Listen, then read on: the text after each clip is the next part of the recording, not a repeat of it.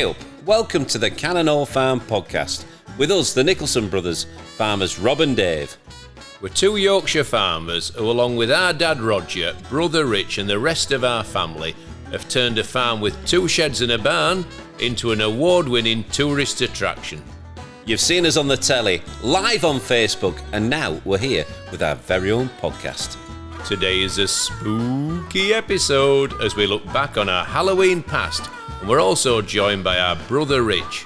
You sounded like Scooby-Doo there. Raggy? Yay? Coming up. On a scale of 1 to 10, how cross was Dad? Pretty furious, yeah. I can actually remember it being quite a scene of disgrace. One of many. If I'd only been wearing my white trunks at the same time, it would have been complete humiliation.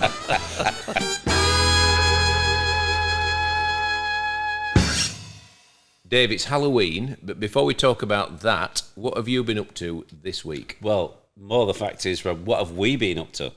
Right, we went to Leeds and we went to the RTS at Yorkshire, and they were celebrating On the Farm series. So the RTS, for those that don't know the abbreviation, is the Royal Television Society. So it's quite a big deal. It was a proud moment. They were honouring the work that we'd done in our factual documentary series with Jules and Helen. Exactly, and Dan was there, who actually commissioned the programme for Channel 5 as well. And Krista Ackroyd was the MC. Is that the right term? Yeah, no, MC's correct. Right, and she was, keeping the conversation flowing. So basically, Krista was asking us questions. There were Jules there, Helen there. Dan is the commissioning editor for Channel 5 and is responsible for the running of the programme. We were really chuffed to be there. It's a shame my dad couldn't have gone because he was really the star of the show. There was a lot of chat about him and the contribution that he'd made both to the programme and the fact that the farm is still here. So, studio audience in excess of 100 people. Yeah. Mostly farm supporters. Thank you so much for coming. It gave a real buzz and atmosphere to the place. It was a lot of fun. Some of the clips that they brought out were, I hadn't seen them in years. Yeah. And it just shows like how far we'd come from that first series of Springtime on the Farm, where we were pretty hopeless, I've got to say. I was shocked at the lockdown haircut that I had, right? It was quite long, and also the fact that I was a bigger person then. I think that I've lost a little bit of weight, and I did look quite different. The exciting thing for me was they showed some clips of Winter on the Farm, the series that's not been broadcast yet. Yeah. And I thought that looked really good. Yeah, I'm excited to see that. There was a lot of fun there, a lot of fun. We had a good laugh, and it was great to see Helen and Jules again. We had a drink afterwards. Yeah. We did organise to have a drink in a bar just next to it. We decided that the Revolution Bar was the place that we should go. 2 50-odd-year-old farmers waltzed into the Revolution Bar, picking our way through vomit and urine, and I'm hoping nothing worse. But anyway, I'm going to wash them shoes properly before I wear them again. Now, Rob, it would normally be a good choice, but this night it was student night, and they had them doing all sorts of things. I think it must have been like, it must have been like Freshers' Week or something, because they were all coming out with bin bags and being sick into them. So it was not the place for us. Those students, David, imagine what they'd have been like if they'd have been doing the chili eating challenge that we talked about the other night. Well, it showed it all on the big screen as well. And Rob had the mildest chili. Because Kim told me which one the mildest was. So thanks, Kim. I had the hottest one. And I was warned by Richard Mortimer, the producer. He says, David, do not eat too much. Because we had to carry on filming the rest of the day. You're actually my hero. Right? David is my hero. So I took a chunk out of it, right? I held it in my mouth and I tried to swallow it without touching my tongue or anything.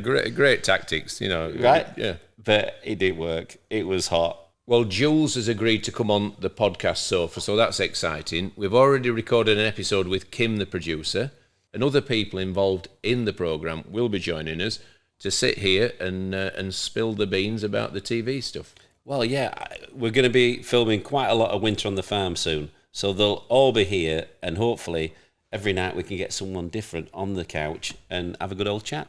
So we need to make sure we're available, that Dale, Tom and Henry are available, and that we can make hay while the sun shines. Dale, are you all right working a few nights? Every night? No. Henry? Pay me overtime and I will. So we've got a bit of overtime to pay, but I'm sure we'll get it out there sooner or later. Maybe farm shop vouchers? I like that idea. Let's pay daily in sausages. You already do. Well, you're going to get some extra jumbo ones then. Yeah, perhaps a spicy Cumberland or two.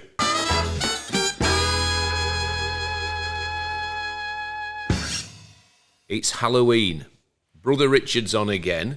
We're going to talk all things pumpkins, Mischief Night, bonfires. We're going to wander down memory lane and hopefully come up with some nice stories. Yeah, exactly. And if you missed last week's episode, I thought it was really good. Richard, are you wearing your white trunks tonight? I've got them on under my jeans. They were a real squeeze, though, to get into. I must admit, I found them in the back of a wardrobe, and I thought I'd give them a go. Did you actually keep them? Have you still got them? I don't think so. I keep most things. I'm a bit of a hoarder. Yeah. But I've still got a vest top that I used to, you know, when Wham were in and all that sort of thing, and everybody wore that sort of thing. I've still got one of them from I'd like to see 1980s. I'd like to see you in it now. It's sort of string vest.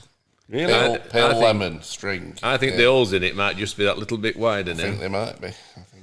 Anyway, let's get back to Halloween. Now, Rich, you must have noticed, you know, since we actually started our Halloween, you know, activities, it's changed an awful lot.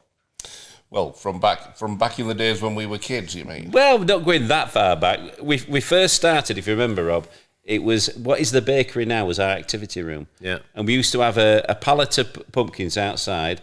People used to grab a pumpkin and then we'd carve it out for them. October half term had turned into a bit of a graveyard holiday for us. We weren't attracting many visitors. It was nothing special. Other farm parks were giving away a free pumpkin, so we jumped on that bandwagon. We did. You know, I seem to remember we had a spooky night one night as well. They walked around the sheep racing course, right? We had scary music playing, and we had a couple of actors that had, I don't know. It wasn't a shining success but the pumpkins were. You know, I think we've gone from strength to strength.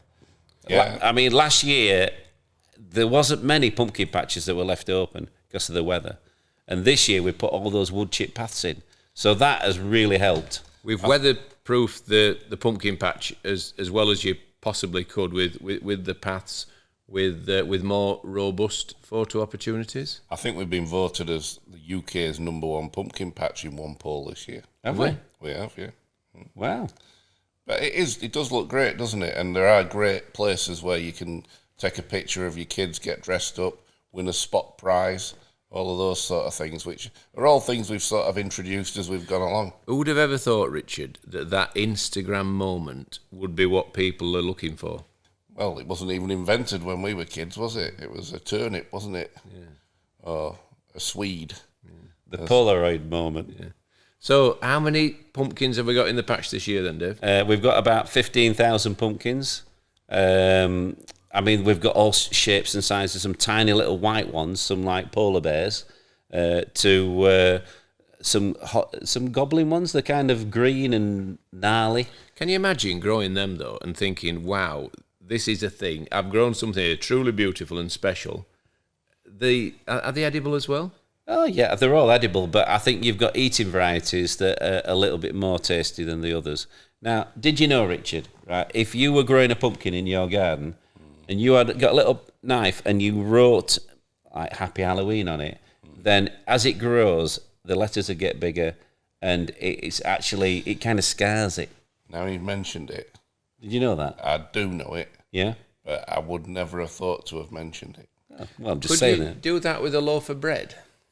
You could probably do it with a loaf of bread if you score it before it goes in the oven. Yeah. Happy Halloween on that. Well, You use a razor blade, don't you? I know, if it's a just round nice one, face or something. if it's a round one, you could do a spider's web. Yeah. That'd be a good one. Should we try it? Yeah, why not? So, the Pumpkin Festival is probably the busiest week of the year on the farm now. We've gone from the holiday being the quietest to the busiest. It obviously requires quite a bit of effort, quite a bit of investment. Carving the pumpkins, David, do you fancy yourself as being the top dog? I'm not going to say that, no, because you get past all the hard ones and you're there for about 5 minutes, you know, carving something that is really tricky, and the knives are quite large, so you can't go to too much fine detail. What about you, Richard? Do you think you're the best? I think I am actually. Yeah. Yeah. I bought myself a little kit online. Well, you're bringing has it about then. 12 different tools. So you've heard it yourself. Richard's the best. Yeah. He'll be here carving pumpkins on every day of the pumpkin festival. He just I mean, volunteered. not every day, but I've done a few already. Yeah. I've enjoyed it. I did a white one the other day, and they're a lot thicker, but they really make a real good effect. Yeah, they've got quite a robust skin, haven't they? Yeah, and they're white. They got white flesh on the inside as well, instead of like. It'd be interesting Orange. to know how they all taste, if they all taste different or if they're similar. Being a chef, Richard, is pumpkin something that's often on your menu? Never. You don't like it. I really don't like pumpkin.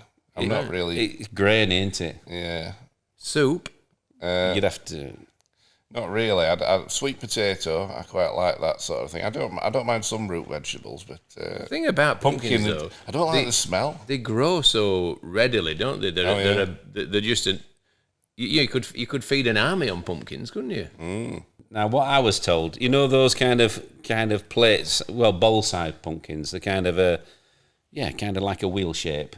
If you cut those out, scoop them out, and then if you added some chili in there, right, and then popped it in the oven, it'd cook in its own kind of container, and then you could eat it when it came out. Good idea, because you could then scrape the pumpkin flesh out to As- eat with the as you're the eating chili. it, yeah. A bit like you would, sometimes you can serve a meal in a loaf of bread that's hollowed out, can't you? Like many things, though, pumpkin is one of those things that it's about what you add to it that gives it more flavour rather than, its natural flavour. I think a curried soup, right, would be perfectly acceptable. It would make use of the goodness in the pumpkin, make it more justifiable and sustainable. You know what I'd do with that, though, Rich? Onion bhaji floated on top of it. Nice But touch. he's so creative. He's so You know, creative. well, come on, But chef. no, actually, I Come was on, going to chef. mention onion as being something that one of the onion leek or whatever or something like that would add depth of flavour. But like you say, that would be a nice little garnish to stick on top. So let's pull back from the eating aspect of it. Let's talk about happy family memories. How wonderful does it feel when we see that pumpkin patch full of people, all having those memorable photos, all enjoying themselves, and then they come in here with the pumpkin, they design the face, and it's our job then not to destroy their dream. Exactly, and I think you've missed something out, because one of your family members had a new experience the other day on our simulated ride. Who was that? Nelly, your granddaughter. Oh, with the pumpkin. Yeah, she went on the simulated ride. She put the headset on, and she was very nervous at first, but she really loved it. She was wary, putting the goggles on. She was thinking, what's all this about? But as soon as she realised that she could see these wonderful pictures with that VR goggle ride on, she was aware they weren't coming off. She was having that ride and she was enjoying every second of it. Exactly. I've not met anybody who hasn't enjoyed that ride, actually. I went on it, and it is Nice, it's isn't really, it? it's just sort of scary enough, but not really scary for the little ones, But, it's little shocks, like a little ghost train, really, sort of, but all happening in your goggles.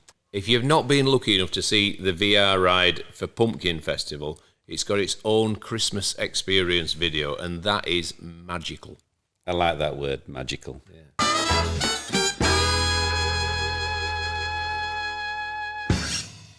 Dave, I'm so excited. I've heard that Father Christmas is coming to Cannon Hall Farm. Not just that, Rob. We've got a magical elevator that'll take you to the North Pole to meet Santa himself. The magical elevator takes you to his study. You then go into the grotto to meet the big guy. Yeah, but later on, you go into the Elves Workshop. You get to choose your very own present. And there's a special ride in there too.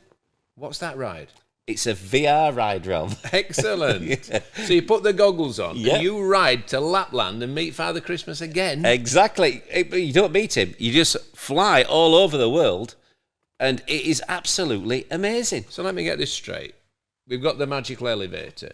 You meet Father Christmas in his grotto. You go to the Elves Workshop and get a toy that you actually want. You go on the VR ride and ride to Lapland. And we've got real reindeer as well. That's 5 magical things. The big 5. So don't delay. Book it today. Go to cannonhallfarm.co.uk. You got it. Ho, ho, ho.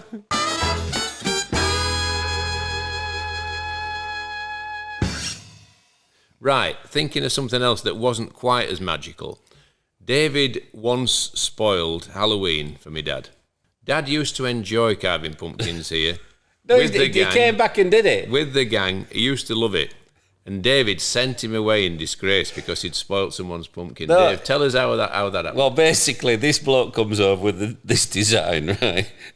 and it was a kid's pumpkin, and he placed it on the counter. And I said, "Yeah, no problem." And he started hacking into it with the knife, and he was like carving away, not following the lines. Did a smiley face. There you go. Thank you very much. The bloke looked shocked and looked at it, and my dad was grinning away and I said, "Dad, you've got to follow the lines." I said, "That were terrible." He actually said, "Dad, I want you to leave now. No, I didn't. You're a liability for this pumpkin carving experience." I'm sure he didn't. He did. no. He sent him away. No, I didn't. My dad went to it like In a huff. Yeah. Yeah. But then he came back, and then he actually followed the lines, and he did a cracking It took job. him 2 years to come back again. But he did a good job when he said did. He wasn't helping you anymore with that. Oh, but it's all about the customer experience. I've not seen him around this year anyway. Well, he keeps having a wander and having a look. He does. We've talked about the pumpkin patch now and the difference it makes to the farm and to the business in general. Let's go down memory lane. What did Halloween used to mean to us? Well, I remember going out on Halloween with my dad and you two, and we walked up the drive and then back, and my dad went, "There's a witch there on a broomstick." That Well, would actually, be- I convinced myself I had seen a witch Right. that night. And I remember it looked. well. It was a cloak was flapping in the wind. I don't know what I was seeing. It was a wood pigeon. I remember it. Well, I never saw think it. I missed the pigeon. I In my missed mind's everything. eye, it were much more than that. My dad's not daft, you see. He knows if you go walking under the yew trees late at night, you're going to disturb a pigeon. Something's going to flap. We're going to, what is it? Yeah. And it was a wood pigeon. Well, I never saw it. I was disappointed. I kept looking around for this witch flying around. We I were couldn't carrying see it our anywhere. little pumpkins, weren't we, with the candles? Our turnips. Yeah, turnips. Yeah, They of weren't course pumpkins, turnips. were they? They were like... No, you're right. And then after we did that, my dad chopped them up and ate them. Yeah.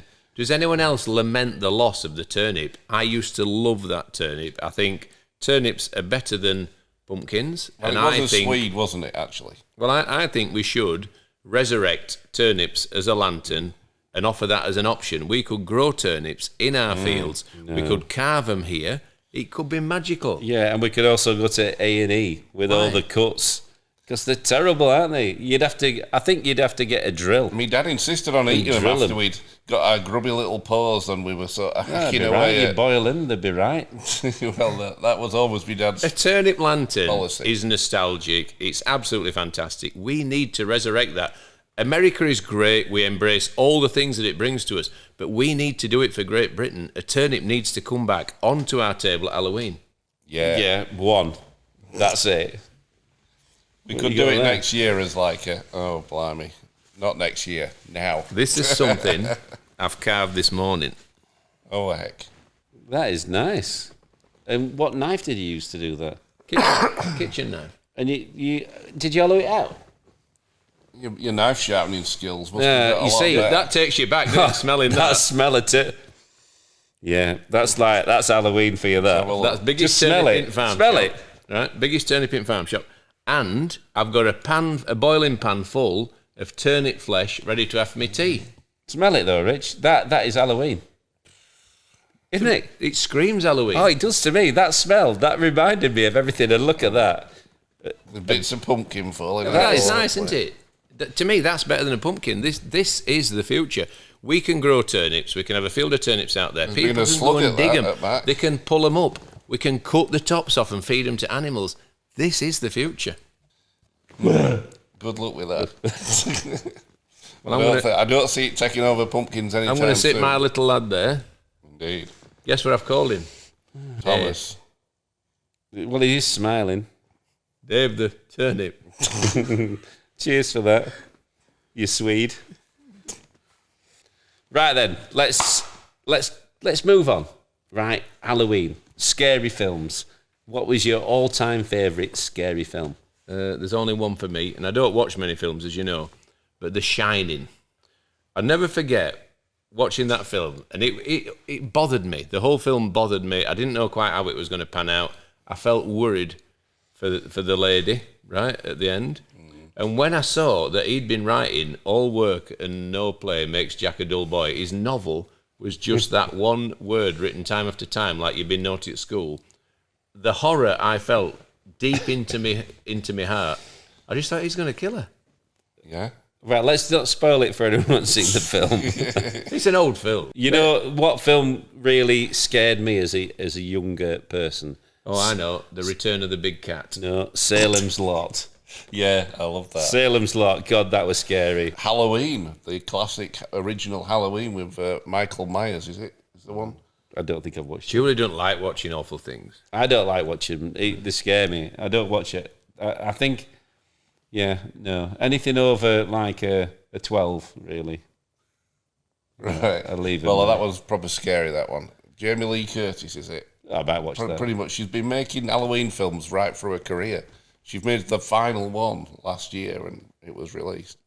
Going back to Halloween, we didn't just have a turnip. We had one turnip between three, right? I think we had one each when one. eventually. We started off with one between right, three. actually, yeah. Yeah. We, turnips were scarce. We were selling them and we were feeding them to the animals if we didn't sell them. They weren't often as good and as big as this, were they? Because we did actually grow them ourselves, the turnips. And we often did get injured trying to carve them out. I will admit that without the right knife, it can be a hazardous experience. Well, enough about your turnip. We've missed Mischief Night. We all used to go down to the village for that. We did, and I got into trouble, didn't I? Did we all have to come home? Richard was a bit older than us. I don't think we were allowed to go. But all I remember is Richard came home in disgrace. Richard? As always, yeah. Talk us through it. How did it start? I was outside what used to be the co-op in the middle of Cawthorne, and I was throwing snappets around, which are a little like combustible paper. A small incendiary device. A small incendiary device. That's exactly what they were, Robert, yes. So as a car went past, I threw some up in the air, sort of lobbed grenade style, and they looped up in the air and landed right on his car bonnet. And he thought I'd thrown gravel, and he got out of the car, stopped the car in the middle of the road, got out of it, and rather than run off like all the other kids did, I stood there like a lemon, waiting for this furious chap to wander over, grab me by the arm and threaten to call the police. So what was wrong with him? You threw some small incendiary devices at his car. Why did he overreact? I can't think. I think I might have overreacted had the same thing happen to me. I mean, So what happened? Did you get marched home to Dad, or did you? It was so out of character, really. You know, like, I'm not really the sort of rebellious type, am I, really? Maybe Like, that night yeah, overtook you. I thought, This was I'm your a coming of teenage age. boy. I'm a teenage boy. I need to act like a teenage boy. I mean, we always used to go and pinch a naughty. few apples, but Yeah. not snappets. Yeah. So how did he get in touch with Dad? Well, I gave him the phone number and he rang me dad. And my dad had to persuade him not to call the police. And he said, come down and give me a right good talking to and please don't call the police, So you didn't just hand yourself in. You handed yourself in with full contact I was details. down on my hands and knees begging. Were you? Do we really? No, not really. We're not far off. Do we really need to call the police? Do we need to bring the police into this? On a scale of 1 to 10, how cross was Dad? Pretty furious, yeah. I can remember it being a Showing thing. me up in the village. How can you? How dare you? Yeah. I can actually remember it being quite a scene of disgrace. One of many. No, but he was really he really felt as though that If I'd he's only standing. been wearing my white trunks at the same time, it would have been complete humiliation. That is so funny. I do remember it though. I think it was something that you and I were at home and we're thinking, Richard's been very naughty, and Mum We'll let him out once. wasn't happy, and she was trying to, she was saying, Roger, he didn't mean it. It was only things that children do, and my dad were like fuming, and I've never been so embarrassed in all my life. And Yeah. Anyway, that was Water until- under the bridge. I'm sad I brought it up.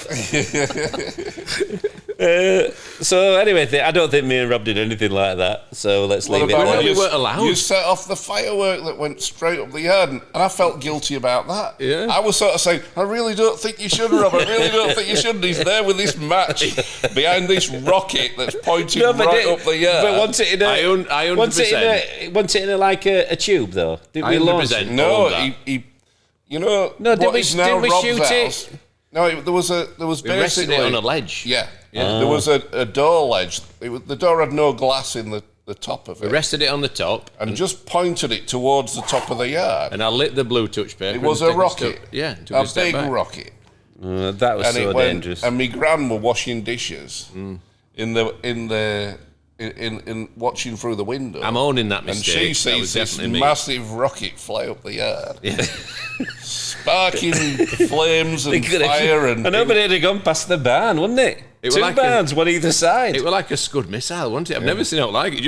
It went so fast. Yeah, that was dangerous. It was. That was silly. Thankfully, I was a good kid. Have you ever done anything wrong?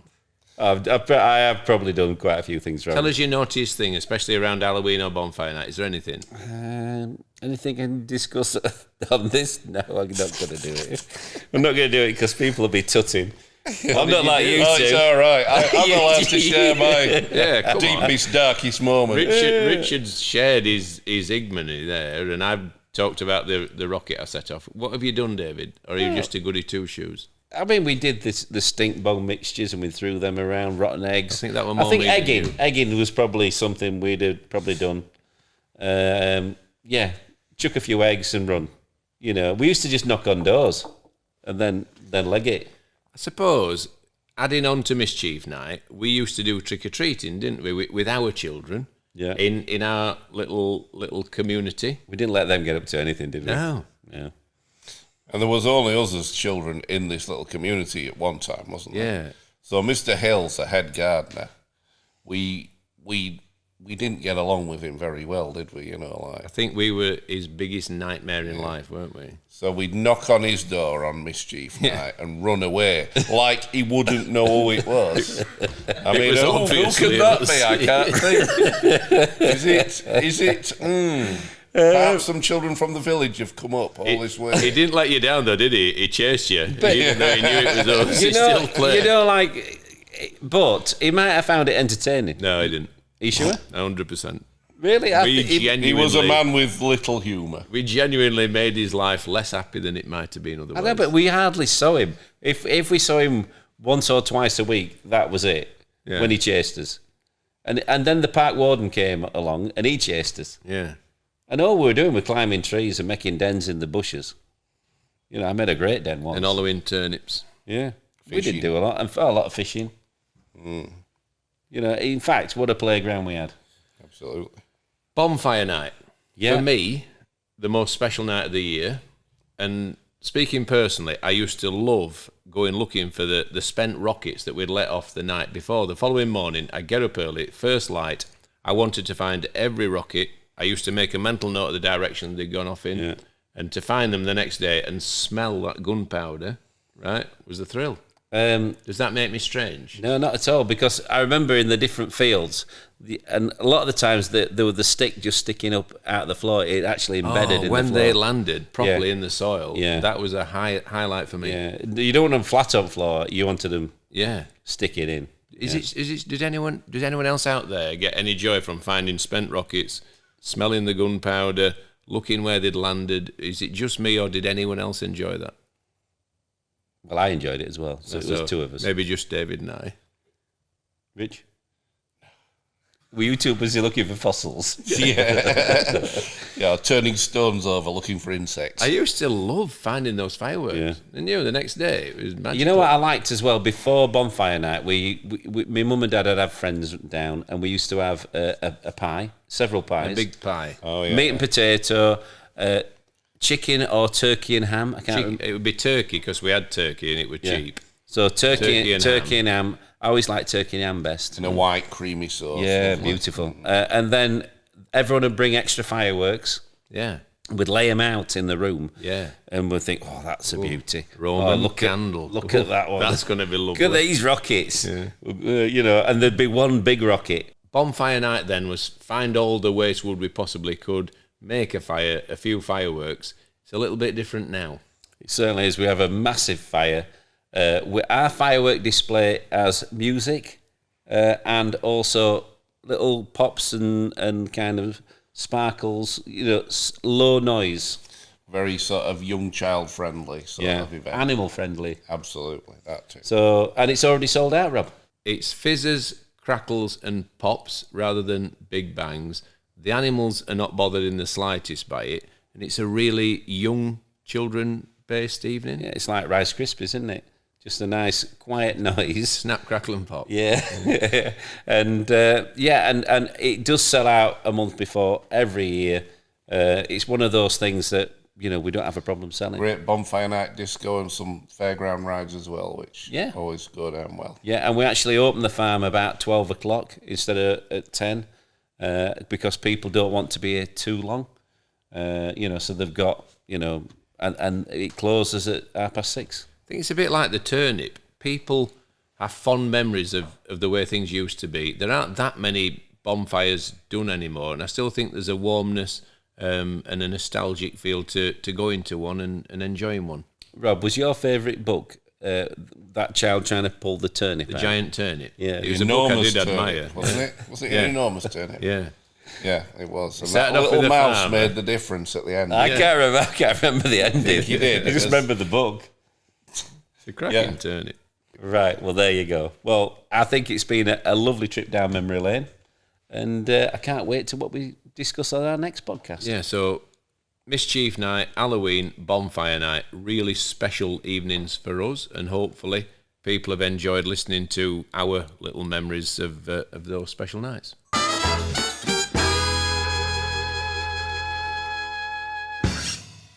Thanks for listening to this episode of the Cannon Hall Farm podcast. If you've enjoyed this episode, don't forget to follow us and leave a rating on your podcast provider. What's that, Dave the Turnip? Don't forget to subscribe on YouTube as well. Rob, you're creeping me out with that turnip. Can we leave this episode now? Yeah, he says we can. Until next time, I've been Farmer Rob. And I've been Farmer Dave. Bye-bye. Bye. I'm going to have this for my tea. You know, Yeah, I'm going to fill it with mince. you do right.